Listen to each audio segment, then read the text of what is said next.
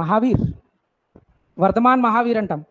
యాక్చువల్గా అతని పేరు వర్ధమానుడు అంటాం. మహావీర్ అనేది టైటిల్ అనమాట. ఇది బిరుదు, ఇది రైట్. 540లో పుట్టాడు. 540 BC, 468 వరకు ఉంటాడు. 540 BC నుంచి 468 BC వరకు ఎవరి పీరియడ్ అంటే వర్ధమాన్ మహావీర్ పీరియడ్ అనమాట. ఓకే, వీళ్ళ పేరెంట్స్ ఫాదర్ ఏమో సిద్ధార్థ, మదర్ ఏమో త్రిశాల. వీళ్ళ అమ్మ నాన్నని. మహావీర్ అమ్మ నాన్న పేరు సిద్ధార్థ్ అండ్ త్రిశాల. నెక్స్ట్, ఈయనకి పెళ్లి జరిగిన తర్వాత ఈయనకో కూతురు పుట్టింది. అమ్మాయి పేరే అనూజ్ఞ అని పిలుస్తాం ఆవిడని. ఈవిడికి ఇంకొక పేరు ప్రియదర్శిని. ఈ ప్రియదర్శిని ఒక ఆయనకి ఇచ్చి పెళ్లి చేస్తాడు. ఆయన పేరే జామాలి. మహావీర్ అల్లుడి పేరు ఏంటంటే జామాలి. ఈ జామాలియే మహావీర్కి ఫస్ట్ డిసైపుల్గా ఉంటాడు అనమాట. ఓకే, మహావీర్ మొదటి శిష్యుడు ఎవరంటే జామాలి. ఆ జామాలి ఎవరంటే ఆయన మేనల్డే. ఆ మేనల్డ్కి అనుజ్ఞనిస్తాడు. Right. Next, first disciple Jamali. మహావీర్కి సంబంధించిన ట్రైబ్ ఏ తెగకి సంబంధించినాడు అని అడిగారు అనుకోండి, జ్ఞాత్రిక. మహావీర్ జ్ఞాత్రిక ట్రైబ్కి సంబంధించినాడు అనమాట. ఓకే, ఇది ట్రైబ్, తెగ అనమాట అయింది. నెక్స్ట్, గోత్ర. మహావీర్ ఏ గోత్రాకి చెందినవాడు అంటే కశ్యప.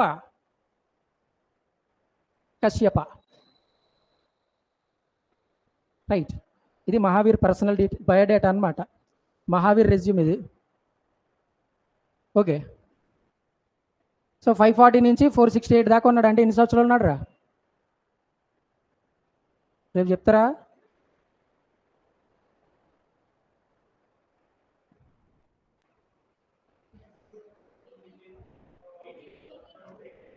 ఎయిటీ ఎందుకు వస్తారా? చెడుగా వస్తారు ఏదో వాళ్ళరా. 72 ఉంటే అయ్యో 40, 32ను కలెక్టర్ లాగా ఏదో యాక్టింగ్ మళ్ళీ మాకు. 540, అది 40, 500 నుంచి 32 అయితే 468. మా పెద్ద మళ్ళీ ఏ స్టూడెంట్స్లో ఏదో యాక్టింగ్.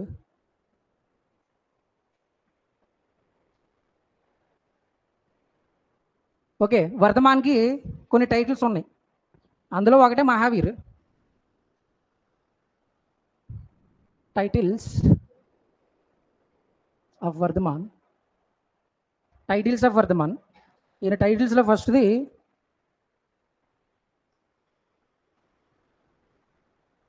మహావీర్.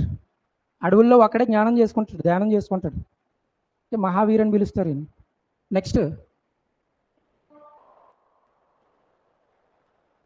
కేవలి అంటే చెప్పుకున్నాం కదా నిన్న. One who own the all desires and miseries. ఎవడైతే కోరికల్ని అన్నింటిని గెలిచేస్తాడో ఆడికి సంబంధించి వాళ్ళ కేవలి అంటాం. ఆయన దగ్గర ఏంటి ఉండవు, ఇంకా కోరికలు ఏంటి ఉండవు. ఇంకా కోరికలు ఉన్నప్పుడే దుఃఖం ఉంటుంది. సో కోరికలు లేవు కాబట్టి దుఃఖం కూడా ఉండదు. అలా దుఃఖం లేని ఉండే కేవలి అంటారు. ఆ టైటిల్ కూడా ఉంటుంది దీనికి. Next, Zener. ఇప్పుడు తీర్థంకర్ అవ్వాలంటే కొన్ని స్టేజెస్ దాటాలని చెప్పుకున్నాం కదా. ఆ లాస్ట్ స్టేజ్ ఏదంటే జినా. కంప్లీట్ నాలెడ్జ్ వచ్చిన స్టేజ్ అనమాట జినా అంటే. రైట్. ఈ జినా అనే వర్డ్ నుంచే జైనిజం అనే వర్డ్ వచ్చిందనమాట. ఓకే, నెక్స్ట్, న్యాయపుత్ర అంటాం ఇతన్ని. న్యాయపుత్ర,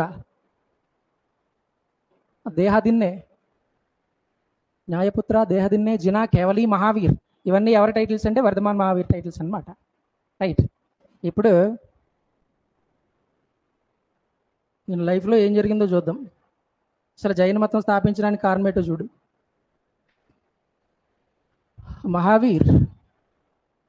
మహావీర్కి పెళ్ళి అయిపోయింది, పిల్లలు ఉన్నారు, అంతా బాగానే ఉంది. 28 సంవత్సరాలు వచ్చిన తర్వాత మహావీర్ పేరెంట్స్ చచ్చిపోతారు. అమ్మ నాన్న ఇద్దరు చచ్చిపోతారు. సిద్ధార్థ, త్రిశాల ఇద్దరు చచ్చిపోతారు. వీళ్ళు చచ్చిపోయిన తర్వాత ఒక 2 సంవత్సరాల పాటు ఒకే విషయం గురించి ఆలోచిస్తాడు. దేని గురించి అంటే డెత్ గురించి. పుట్టిన మనిషి చచ్చిపోతున్నాడు, మళ్ళీ పుడుతున్నాడు, మళ్ళీ చచ్చిపోతున్నాడు, మళ్ళీ పుడుతున్నాడు. సో ఈ బర్త్కి డెత్కి రెండాట్ల మధ్యలో ఏటి ఉంది. ఓకే, ఒకసారి చచ్చిపోయిన తర్వాత మళ్ళీ పుట్టకూడదంటే ఏం చేయాలా? How to escape from rebirth. Okay, దీని గురించి ఆలోచిస్తాడు. ఇంటికాడ కూర్చొని ఆలోచిస్తే ఏటి పని అవ్వదు. 2 సంవత్సరాలు ఇంటికాడ కూర్చొని ఆలోచిస్తాడు, పని అవ్వదు. 2 సంవత్సరాలు అయిపోయినాయి, 30 years వచ్చాయి మహావీర్కి. ఈ 30 years వచ్చిన తర్వాత ఏం చేస్తాడంటే ఇంటి నుంచి బయటకు వచ్చేస్తాడనమాట. ఓకే, గడగడ గడగడ గుడుంబ శంకర్ దేశముద్రి సినిమాలో ఆల్రెడీ వెళ్ళిపోతాడు కదా, అలా బయటకు వచ్చేస్తాడు. ఓకే, ఏ ఏజ్లో అంటే 30 years ఏజ్లో. దీన్ని రెనౌన్సియేషన్ అంటాం. రెనౌన్సియేషన్, మహాభినిష్క్రమణ, తెలుగులో మహాభినిష్క్రమణ అంటారు. అంటే వదిలేసి వెళ్ళిపోవడం అనమాట, ఇంటిని వదిలేసి వెళ్ళిపోవడము.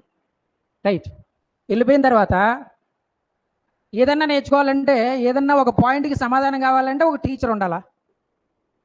లేదు నేను సొంతంగా నేర్చేసుకుంటానన్నావు అనుకో, నేర్చుకుంటావు కానీ నీకు సమాధానం రాదు. కాబట్టి మహావీర్ బయటకు వచ్చేసిన తర్వాత ఒక టీచర్ తగిలాడు మహావీర్కి.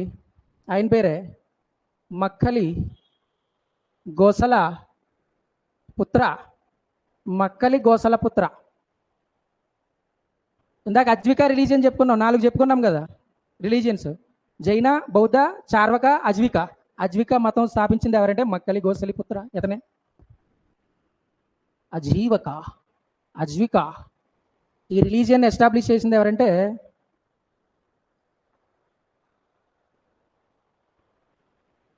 గోసల పుత్ర. సో ఈయన దగ్గర మహావీర్ ఒక 6 సంవత్సరాలు ఉంటాడు. మహావీరు అజీవక మతంలో 6 సంవత్సరాలు ఉంటాడు. రైట్, వీళ్ళు దేన్ని నమ్ముతారంటే, అజ్విక రిలీజియన్లో ఏంటి నమ్ముతారంటే డెస్టినీని నమ్ముతారు.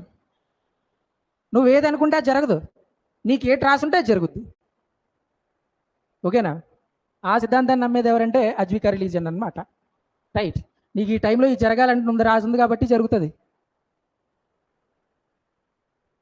గవర్నమెంట్ జాబ్ రాసిందనుకో వస్తుంది ఖచ్చితంగా. నువ్వు రోజుకి గంట చదివినా 2 గంటలు చదివినా వస్తుంది. రాసి లేకపోయింది అనుకో, నువ్వు 24 గంటలు చదివావు అనుకో, 24.5 గంటలు చదివావు అనుకో, అయినా రాదు. దాన్ని ఫాలో అవుతారు ఈ అజ్విక రిలీజియన్ వాళ్ళు.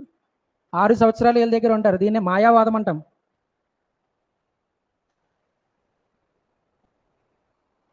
మాయావాదం అంటారు దీన్ని. రైట్, 6 సంవత్సరాలు అయిపోయింది. మహావీరు ఒక క్వశ్చన్ పట్టుకొని బయటకు వచ్చాడు, how to escape from rebirth.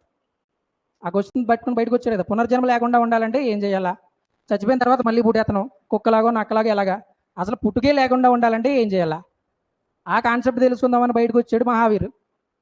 So ఇక్కడికి ఆన్సర్ దొరకలేదు. 6 సంవత్సరాలు ఉండిపోయింది కానీ ఆన్సర్ దొరకలేదు మక్కలి గోసల పుత్ర దగ్గర. మాయావాదం అంటాడు, డెస్టినీ అంటాడు, అది అంటాడు, ఇది అంటాడు. ఈయన గారి దగ్గర ఉంటే నాకు పని అవుదని చెప్పి 6 years తర్వాత బయటకు వచ్చేస్తాడు అనమాట. అజ్విక రిలీజియన్ని బయటకు వచ్చేసి మిగతా 6 సంవత్సరాలు he lived a nomadic life. మొత్తం ఇండియా మొత్తం తిరిగేస్తాడు. ఇండియా మొత్తం అంటే ఉత్తర భారతదేశం మొత్తం, సౌత్ ఇండియా కాదు. నొమాడిక్ లైఫ్, సంచార జీవనం అనమాట. అలా తిరుగుతాడు, ఇంకా ఏదన్నా దొరికిద్దేమో అని, ఎవరో ఒకరు చెప్తారేమో అని. 6 సంవత్సరాలు తిరుగుతాడు. 6 సంవత్సరాలు తిరిగిన తర్వాత 42 ఏట, ఎట్ ద ఏజ్ ఆఫ్ 42, 42 సంవత్సరాలు వచ్చిన తర్వాత వీడికి పని అవుద్ది అనమాట. ఈయన ఏం తెలుసుకోవాలని ఇంట్లోంచి వచ్చేసాడో అది కనుక్కుంటాడు. ఓకే, ఇది ఎక్కడంటే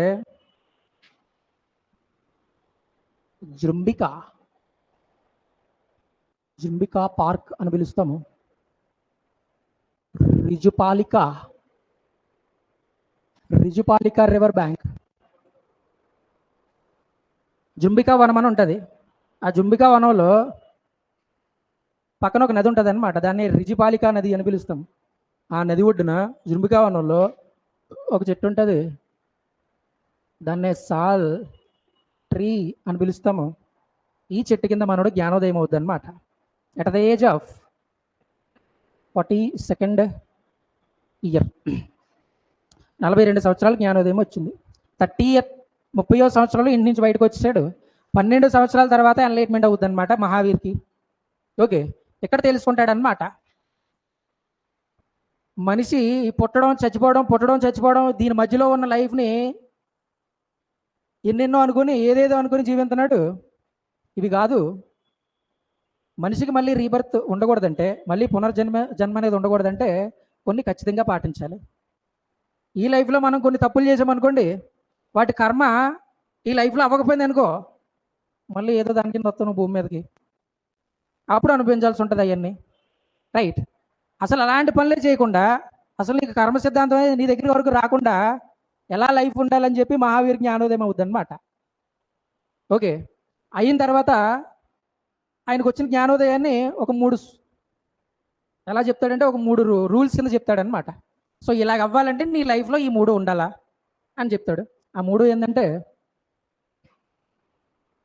ఫస్ట్ వన్ సమ్యక్. సమ్యక్ ఏముంటుంది దీన్ని?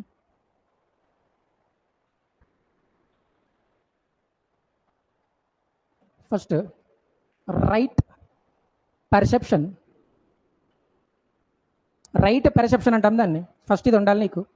2 రైట్ నాలెడ్జ్. Right knowledge. 3వది రైట్ కండక్ట్. Right conduct. ఈ చరిత్ర బాగోవాలా? ఓకే. చూడండి, లాస్ట్ స్టేజ్ ఏం చెప్పుకున్నావురా? ఇక జైన మతంలో అన్ని స్టేజ్లు దాటేసిన తర్వాత లాస్ట్ వచ్చేది ఏదంటే కేవలం ఈ స్టేజే. అక్కడేం కోరికలు ఉండవు మనిషికి. ఇంకా ఆ స్టేజ్కి స్టార్టింగ్ పాయింట్ ఏదంటే ఇది. Right. It is the elementary rule for the path on the path of Kevali. కేవలికి వెళ్ళాలంటే ఎలిమెంటరీ స్టెప్ ఏదంటే ఇదే, రైట్ పర్సెప్షన్ అని చెప్తాము. Right. Elementary step on the path of Kevali. Okay. Next right knowledge. Right knowledge అంటే ఇక్కడ ఏమని చెప్పుకుంటామంటే, ఆ స్టేజ్ అయిపోయిన తర్వాత నీకు కొంచెం కొన్ని విషయాల గురించి తెలిసిద్ది, కొన్ని విషయాలు అండర్స్టాండ్ చేసుకుంటావు. దాన్నే ఇక్కడ రైట్ నాలెడ్జ్ కింద చెప్తాం. ఇక్కడ కంప్లీట్ అండర్స్టాండింగ్ ఆఫ్ ధర్మ అంటారు దీన్నే. ధర్మాన్ని కంప్లీట్గా అండర్స్టాండ్ చేసుకోవడం వచ్చింది నీకు ఇక్కడ. అలా చేసుకోవాలా? Complete understanding of dharma. Right. ఇది conduct. It is a combination of ethical codes and discipline. Last stage అనమాట. Right. It is a combined ethical codes and discipline.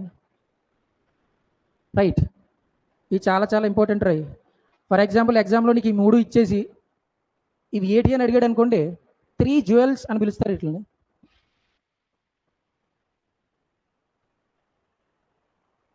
త్రిరత్నాలు అంటారు. త్రిరత్నాలు దేనికి సంబంధించినవి అంటే జైన మతానికి సంబంధించినవి. Okay. 3 jewels are belongs to అని ఇచ్చేసి కింద రిలీజియన్స్ అని ఇస్తాడు, అవి జైన మతానికి సంబంధించినవి. ఓకే. నెక్స్ట్ ఇవి గుర్తుపెట్టుకోవాలి ఖచ్చితంగా. తర్వాత మహావీరు పార్శ్వనాథ్ ఏటేటో చెప్పాడు ఈయన. Not to take life, not to steal, not to lie, not to take property. ఇవన్నీ చెప్పాడు. మొత్తం 4 చెప్పాడు పార్శ్వనాథ్. ఈ 4 గంటలకి ఇంకోటి కలుపుతాడు అనమాట మహావీర్. మహావీర్ అదే సెలిబసి, బ్రహ్మచర్యం అనమాట. రైట్. 5 ఉంటే మహావీర్, 4 ఉన్న రూల్స్ ఎవరి అంటే పార్శ్వనాథ్. చాలా చాలా ఇంపార్టెంట్ ఇది. సో దీనివల్ల కేవలం దీనివల్ల ఫ్యూచర్లో జైనిజం 2 పార్ట్ల కింద డివైడ్ అయిపోద్ది అనమాట. 2 గ్రూపులు అయిపోతాయి కేవలం దీనివల్లే. ఓకే. నెక్స్ట్. సో ఇవన్నీ చెప్పి జైన మతానికి సంబంధించిన ఒక వ్రతం అనమాట. సల్లేఖనాన్ని వదిలేస్తాడు, ఏ రిలీజన్కి సంబంధించిందో చెప్పాలి నువ్వు. రైట్. ఇది ఇంట్రడ్యూస్ చేసింది ఎవరంటే మహావీరే. Sallekhana was introduced by Mahavir. Okay. ఇది చాలా ఇంపార్టెంట్ పేరు ఇది. ఇక్కడ మహావీర్ ఇంట్రడ్యూస్ చేశాడు దీన్ని. సల్లేఖన వ్రతంలో ఏం చేయాలి? సల్లేఖన వ్రతంలో ఏం చేస్తారంటే ఫాస్టింగ్ ఉండాలన్నమాట. ఫుడ్ తినకూడదు, వాటర్ తాగకూడదు, అసలు ఏం చేయకూడదు. బాడీని డికంపోజ్ చేసుకోవడమే. ఫుడ్ కానీ వాటర్ కానీ లేకుండా బాడీని డికంపోజ్ చేసుకొని చచ్చిపోతే అదే సల్లేఖన వ్రతం. ఇలా చేస్తే ఇంకా ఎక్కువ ఇంపాక్ట్ ఉంటుందని చెప్పి మహావీర్ చెప్తాడు అనమాట. Right, to decompose a body, to decompose body without taking food or water. లిక్విడ్కి సంబంధించింది కానీ సాలిడ్కి సంబంధించింది కానీ ఎలాంటివి తినకుండా బాడీని డికంపోజ్ చేసి చచ్చిపోతే అదే సల్లేఖన. రైట్, సో సల్లేఖనాన్ని ఇంట్రడ్యూస్ చేశాడు కాబట్టి మనోడు చెయ్యాలి కదా. ఇంట్రడ్యూస్ చేసినోడు ఎలా చేయాలో మన అందరికీ తెలియాలి కదా. చేస్తాడు ఒకసారి, అదే లాస్ట్. ఇంకా అట్ ద ఏజ్ ఆఫ్ 72, 72 సంవత్సరాల వయసులో హస్తిపాల వీళ్ళ ఇంట్లో, వీళ్ళ ఇల్లు ఎక్కడ ఉందంటే పావాపురి ఆఫ్ బీహార్. బీహార్లో పావాపురి అని ఒక గ్రామం ఉంటుంది, విలేజ్ ఉంటుంది. ఆ విలేజ్లో హస్తిపాల అని ఒకడు ఉంటాడు. వాళ్ళ ఇంట్లో సల్లేఖన వ్రతం చేసి మహావీర్ చచ్చిపోతాడు అనమాట. సో ఈ సల్లేఖనాన్ని ఫాలో అయిన ఫస్ట్ పర్సన్ ఎవరంటే మహావీర్. ఓకే, ఇంకా ఈ సల్లేఖనాన్ని ఫాలో అయిన వాళ్ళు కొంతమంది ఉన్నారు, కింగ్స్. ఆ కింగ్స్లో ఫస్ట్ పర్సన్ ఎవరంటే చంద్రగుప్త మౌర్య. చంద్రగుప్త మౌర్య కూడా జైన మతాన్ని ఫాలో అవుతాడు, జైనిజాన్ని ఫాలో అవుతాడు. ఫాలో అయ్యి సల్లేఖనాన్ని ఫాలో అయ్యి చచ్చిపోతాడు అనమాట. రైట్, ఈ బిలాంగ్స్ టు మౌర్యాస్. ఇంకొక ఆయన ఉన్నాడు, ఆయన పేరే ఇంద్ర 4, 4 ఇంద్రుడు. ఈయన రాష్ట్రకూట డైనాసిటీకి సంబంధించినోడు అనమాట. He belongs to Rashtrakutas. వస్తాయి, ముందు వస్తాయి, కంగారు పడకండి. సల్లేఖనం వచ్చింది కాబట్టి వాటి గురించి మాట్లాడుకున్నాం ఇక్కడ. ఓకే, నెక్స్ట్ ఇది మహావీర్ కథ. ఓకే, మరి మహావీర్ చచ్చిపోయిన తర్వాత జైనిజం ఎలాగుంది? మహావీర్ కొంతమంది ఫాలోవర్స్ ఉన్నారు కదా, ఆ ఫాలోవర్స్ని ఏమంటారని చెప్పి ఒకసారి ఎగ్జాంపుల్ అడిగాడు. వాళ్ళని ఘనాధరాస్ అని పిలుస్తారు. ఘనాధరులు అంటారు.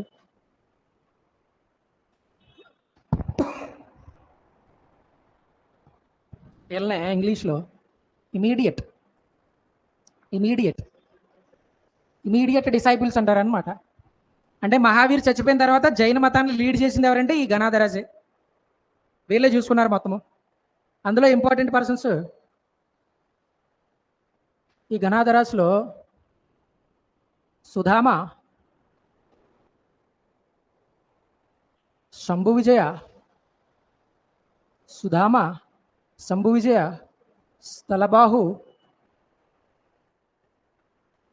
భద్రబాహు.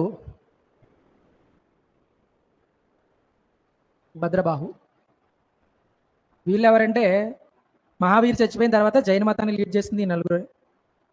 ఓకే, నెక్స్ట్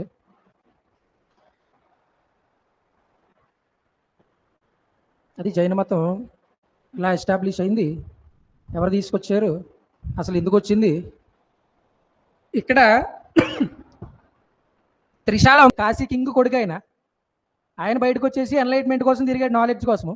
సో ఇక్కడ కూడా మహావీర్ కూడా రాయల్ ఫ్యామిలీయే. రైట్, ఇక్కడ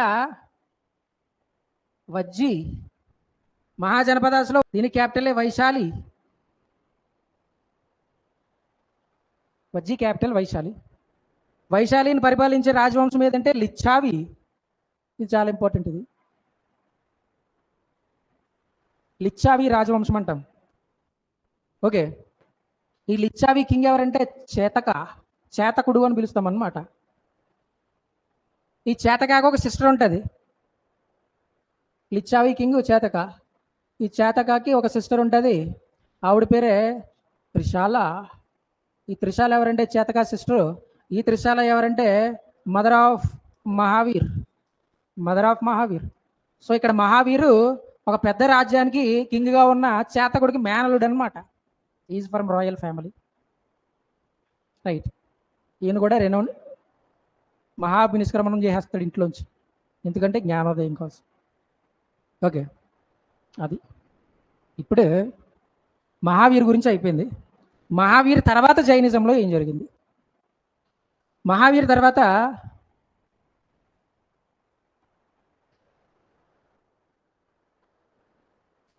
జైన మతంలో చంద్రగుప్త మౌర్య అని చెప్పుకున్నాం కదా. ఈ చంద్రగుప్త మౌర్య జైన మతాన్ని ఫాలో అవుతాడు. సో జైన మతానికి ఏదైనా చేయాలని చెప్పి, దాన్ని ఏదైనా డెవలప్ చేయాలని చెప్పి ఒక రిలీజియన్కి సంబంధించి మీటింగ్స్ ఉంటాయి. జైన మతానికి సంబంధించిన మీటింగ్స్ని ఏమని పిలుస్తారంటే జైన్ పరిషద్స్ అని పిలుస్తామన్నమాట. జైన పరిషత్తులు. ఫస్ట్ జైన్ పరిషత్ ఏమో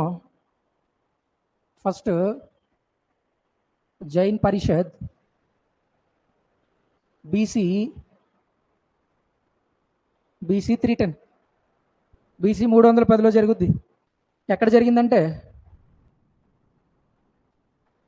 పాటలీపుత్ర, రైట్. దీన్ని కండక్ట్ చేసింది ఎవరంటే CGM చంద్రగుప్త మౌర్య. చంద్రగుప్త మౌర్య 310లో బీసీ 310లో పాటలీపుత్ర దగ్గర ఫస్ట్ జైన పరిషత్ కండక్ట్ చేస్తాడనమాట. ఈ జైన పరిషత్తులో ఏం చేస్తారంటే జైనిజానికి సంబంధించి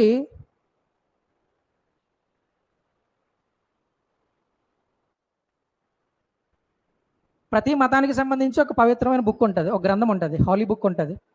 ఆ హోలీ బుక్ని ఏళ్ళదానికి ఏం పిలుస్తారంటే అంగాస్ అంటారనమాట. జైన మతానికి సంబంధించిన పవిత్రమైన గ్రంథాలు ఏవదంటే అంగాస్. ఇవన్నీ ఉంటాయంటే 14 ఉంటాయి. ఓకే, ఫస్ట్ మీటింగ్లో ఏం చేస్తారంటే ఈ 14 అంగాస్ని దీని నెంబర్ ఎంతకు తగ్గించేస్తారంటే, ఇది చాలా ఇంపార్టెంట్. ఓకే, 14 అంగాల్ని 12 నెంబర్ ఎప్పుడు చేశారంటే ఫస్ట్ జైన పరిస్థితి తర్వాత, ఆఫ్టర్ 310 BC. ఓకే, ఇప్పుడే ఇక్కడ ఏం జరుగుతుందంటే ఇంకా ఈ ఫస్ట్ జైన పరిషత్ తర్వాత Jainism divided into 2 groups.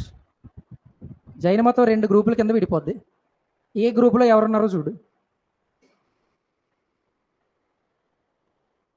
Jainism divided into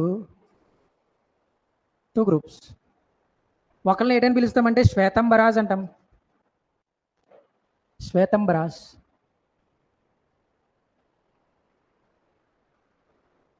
శ్వేతంబరులు అంటారు.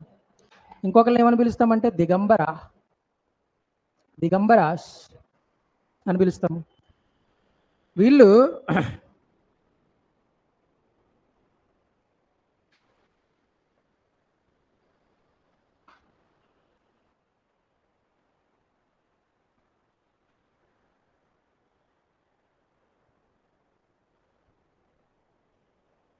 చూడండి, ఇందాక సెలిబసీ గురించి మాట్లాడాం కదా, బ్రహ్మచర్యం గురించి మాట్లాడుకున్నాం.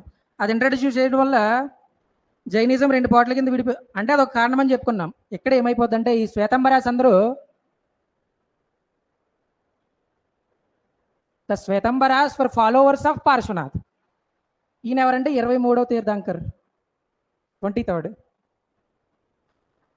ఇక్కడ మహావీర్ ఫాలోవర్స్ వీళ్ళందరూ. ఈయనేమో 23rd తీర్థంకర పార్శ్వనాథ్. పార్శ్వనాథ్ని ఫాలో అయ్యేవారు ఎవరంటే శ్వేతంబరాస్. 24th మహావీర్ని ఫాలో అయ్యేది ఎవరంటే దిగంబరాస్. శ్వేత అంటే వైట్. వీళ్ళు వైట్ క్లాత్స్ వేసుకుంటారు, వైట్ క్లాత్స్, తెల్లని వస్త్రాలు ధరిస్తారు వీళ్ళు దిగంబరాస్, ఎయిర్ ఫ్రీ, వితౌట్ డ్రెస్, బట్టలు వేసుకోరు. దానికి రీజన్ ఏంటో చెప్తాను చూడు. పార్శ్వనాథ్ని ఫాలో అవుతారు అంటే పార్శ్వనాథ్ దగ్గర 4 రూల్స్ ఉన్నాయి. అబద్ధం ఆడకూడదు, దొంగతనం చేయకూడదు, ఆస్తిని కలిగి ఉండకూడదు, జీవహింస చేయకూడదు. బ్రహ్మచర్యం అనేది ఎక్కడ లేదు ఇక్కడ. సో వీళ్ళు సెలిబసీ నాట్ ఫాలోడ్. సెలిబసీని ఫాలో అవరు, వీళ్ళు ఫాలో అవుతారు. Digambaras follow celibacy. ఎప్పుడైతే సెలిబసీని ఫాలో అవరో వాళ్ళ బాడీ సెలిబసీని ఫాలో అవ్వలేదంటే రీజన్ ఏంటి, ఇక్కడ మీనింగ్ ఏంటంటే వాళ్ళ బాడీ మీద వాళ్ళకి ఇంకా డిజైర్స్ ఉన్నాయి. ఫిజికల్గా కోరికలు ఉన్నాయి కాబట్టి బాడీ మీద ఇష్టం ఉంది కాబట్టి వాళ్ళు బాడీని కవర్ చేసుకుంటున్నారు. వీళ్ళ కోరికలు లేవు అక్కడ. They have no physical feelings there, physical emotions there. Okay, వాళ్ళు అందుకే బాడీని కవర్ చేసుకోరు అనమాట. వీళ్ళు అందుకే సిలబస్ని ఫాలో అవ్వరు, వాళ్ళు ఫాలో అవుతారు. రైట్, అది దాని మీనింగ్. నెక్స్ట్ శ్వేతంబరాసు, వీళ్ళకి లీడర్ ఎవరంటే స్థూలబాహు. ఇందాక చెప్పుకున్నాం కదా గణాధరాజు గురించి. స్థూలబాహు, భద్రబాహు, సుధామ, శంభు విజయ. అందులో స్థూలబాహు శ్వేతంబరాజ్కి లీడర్ అనమాట. ఓకే, వీళ్ళకేమో భద్రబాహు.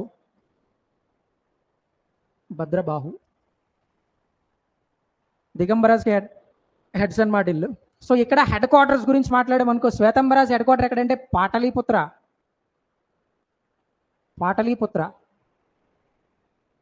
వీళ్ళ హెడ్ క్వార్టర్ ఎక్కడంటే శ్రావణ బెలగోల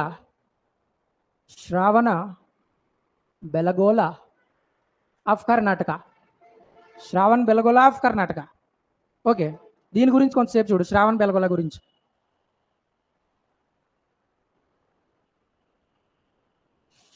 శ్రావణ బెలగోల ఎక్కడ ఎవరి విగ్రహం ఉంటుందంటే గోమటేశ్వర విగ్రహం అంటాం దాన్ని. గోమటేశ్వర స్టాచ్యూ. ఇది హైట్ ఎంత ఉంటుందంటే 21.5 మీటర్స్ ఉంటుంది. 21.5 మీటర్స్ హైట్ ఉంటుంది గోమటేశ్వర విగ్రహం. దీనికి ఇంకొక పేరు ఏంటంటే కుక్కుటేశ్వర స్టాచ్యూ అంటారు దీన్నే. రిషభనాథ్ గురించి చెప్పుకున్నాం కదా, ఫస్ట్ తీర్థంకర రిషభనాథ్ ఉన్నాడు కదా, వాళ్ళకి 2 కొడుకులు ఉన్నారు కదా, భరత ఒకడు, బాహుబలి ఒకడు. ఆ బాహుబలి గోమటేశ్వర, ఆ బాహుబలి విగ్రహమే గోమటేశ్వర విగ్రహం అనమాట. ఈయన కూడా దిగంబర సన్యాసినా, ఎక్కడేగా చెప్పుకున్నాం, దిగంబరాసులకి చెప్పుకున్నాం, దిగంబర సన్యాసి అనమాట. సో వితౌట్ క్లాత్స్ ఉంటుంది ఈ స్టాచ్యూ అక్కడ. 24 సంవత్సరాలకు ఒకసారి, 12 సంవత్సరాలకు ఒకసారి కానీ పెద్ద అభిషేకం జరుగుతుంది, కుంభాభిషేకం శ్రావణ బెలగోలలో. Okay, statue of Bahubali. Okay, ఇప్పుడు ప్రజెంట్ శ్రావణ బెలగోలలో గోమటేశ్వర విగ్రహం ఉంది ప్రజెంట్. మరి అంతకుముందు ఎక్కడైనా ఉండేదంటే ఉండేది, ముందు శ్రావణ బెలగోలలో కాదు ఇది. ఈ గోమటేశ్వర స్టాచ్యూ అనేది ఫస్ట్ ఎక్కడ ఉండేదంటే అస్మక మహాజనపదాలు ఉన్నాయి కదా, 16 ఉన్నాయి కదా, ఆ 16లో అస్మక ఒకటే. అస్మక ఎక్కడ ఉందంటే తెలంగాణలో ఉంటుంది, నిజామాబాద్ జిల్లా, బోధన్ అని పిలుస్తామన్నమాట. రైట్, ఈ అస్మక దగ్గర, ఈ బోధన్ దగ్గర ఈ గోమటేశ్వర విగ్రహం అనేది ఉండేదన్నమాట. దీన్ని 1981